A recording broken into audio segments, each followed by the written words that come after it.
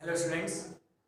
आज मैं आपके सामने जो 12th क्लास का जो चैप्टर है उसके बारे में आज विचार करेंगे। Today we will learn about chapter first. ठीक है, तो इस चैप्टर में हमने देखा है कि इसमें स्थिर विद्युत के बारे में हमने जानकारी ली कि स्थिर विद्युत क्या होता है। तो स्थिर विद्युत से संबंधित जो कूलाम्स का नियम है उसके बारे में आज हम यहाँ पे डिस्कस करेंगे। तो कूलाम के नियम का सबसे पहले मैं बेसिक आपको समझा देता हूँ। जो स्टेटमेंट कहता है किन्हीं भी दो बिंदु आवेशों के बीच लगने वाला बल स्थिर विद्युत बल, किन्हीं भी दो बिंदु आवेशों के बीच लगने वाला स्थिर विद्युत बल जो होता है। अब मान लीजिए कोई दो आवेश है जिनको हम इसको हम Q1 और Q2 मान लें। पहले आवेश को हम Q1 मान लें और दूसरे को हम मान लें Q2। ठीक है, तो इस नियम के अनुसार क्या होता है कि वो दो बिंदु आवेश जो है उनके बीच में जो लगने वाला स्थिर विद्युत बल है जिसको हम F बोलते हैं। ठीक है, स्थिर विद्युत बल F वो क्या होता है कि उनके गुणनफल के मतलब फर्स्ट आवेश का गुणनफल और सेकंड आवेश के गुणनफल दोनों के गुणनफल के बराबर होता है। It means that Q1 Q2। ठीक है ना, तो दो बिंदु आवेशों के बीच लगने वाला स्थिर विद्युत बल का मान उन दोनों आवेशों के गुणनफल के कैसा होता है स्टूडेंट? समानुपाती होता है। याद रखिएगा, समानुपाती होगा किसके?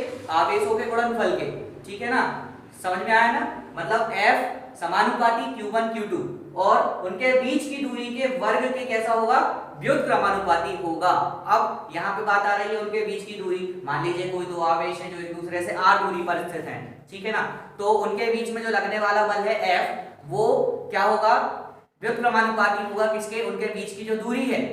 ठीक है ना स्टूडेंट्स, तो ये गणितीय रूप में इसको हम देखेंगे F is equal to K E Q1 Q2 upon R square. अब यहाँ पे के ई की बात आएगी, आप सोचेंगे के ई क्या है? तो ये होता है कूलाम नियतांक, इसको बोलते हैं हम कूलाम नियतांक।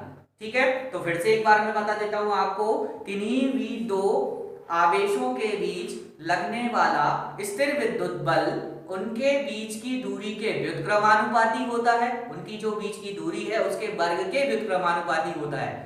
दूरी के वर्ग के व्युत्क्रमानुपाती होता है और उनके जो गुणनफल है, द्रव्यमानों के गुणनफल जो है मतलब Q1 और Q2 के गुणनफल के कैसा होता है? समानुपाती होता है। तो उसको गणितीय रूप में कैसे देखेंगे? F is equal to K E Q1 Q2 upon R square, जहां पे के ई क्या है? आपका कूलाम नियतांक है स्टूडेंट्स। ठीक है, आई होप सबको समझ में आ गया होगा। एक बार फिर से हम रिपीट कर देते हैं। तो कूलाम का नियम क्या कहता है?